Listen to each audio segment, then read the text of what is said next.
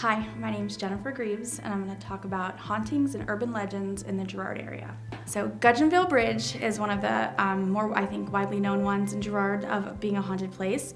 The story kind of goes where a farmer was taking his mule to be sold, and when he got to the bridge, the mule did not want to cross the bridge, being stubborn, and so the farmer got really upset and he beat the mule to death. So from there, they began the hauntings the talking of hearing clomping through the bridge at night, thinking that it was a mule crossing the bridge. The bridge is still there, unfortunately. In 2008, there was arson and it was burned down, so it was a big loss.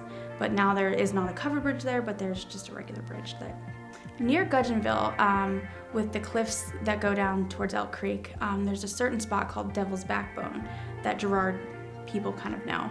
There's a story there that goes, there's a little girl playing up with her family near the area, and she got a little too close to the cliffs, and the version I have always heard is that her family went to grab her and they could not pull her back up, so unfortunately she did fall to her death. So at night or at certain times when it's just right out, if you go down there, they've said that you could hear her screams as she falls down. The Battles houses have some activity going on as well in Girard. The Yellow House, which was the first house built, has been known to have a lot of different things going on. There's been things said that where Asa Battles, who built the house or had the house built, you could see him at night looking out over what looked like the field, looking out over his workers. Whether or not that's actually true, we don't know. There's also been sounds different families have lived there that have taken care of the farm since he passed away. So there's also been lots of people that have heard children's voices. Again, you never know. There are people been in there where they've been taking tours, and the last person in there has all of a sudden gotten shoved, and nobody was there. People felt drafts when there was no windows open. So there's definitely indeed some activity in there. So it's just all in what you believe. The other house, next to the Yellow House, the White House, which Rush Battles also had built for him and his wife, which when he passed away, his daughter inherited the house, his only living daughter, and she lived here with her friend until both of them had passed away. So the house is also said to have quite a bit of activity. One story that I've heard quite often from different people, kind of in different ways, there was a man upstairs working in a bathroom, and he was all alone in the house, to his knowledge.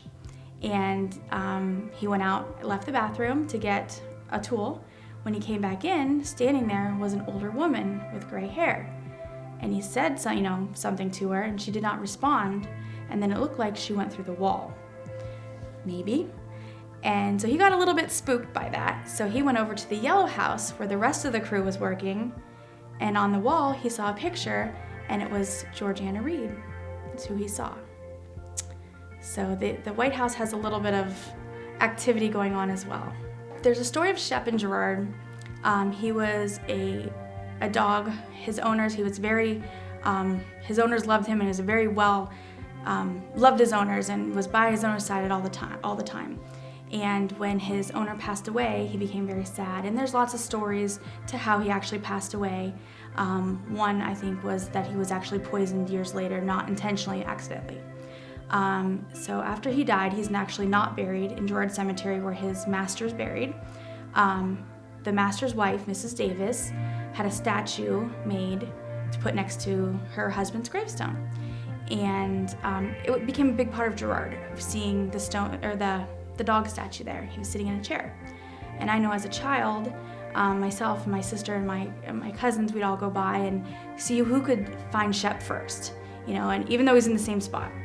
And in 1993, he was stolen from the cemetery and was not found. So they had a big search, the police got involved, searching, and here they found out roughly 4 years to the date, they did end up finding Shep. He was stolen and sold to antique shops from anywhere from $4,000 to $20,000 all the way through. From what I've heard, he was found in Connecticut or New Jersey. It was one of the two. And they saw a flyer that Girard had put out that was looked exactly like the one they were looking for, and indeed it was Shep. So the Girard townspeople put money together and actually had Shep sent back here. They paid for it. So now Shep is no longer in the cemetery, but he does reside at Girard Borough. Right when you walk in, he's always there to greet you.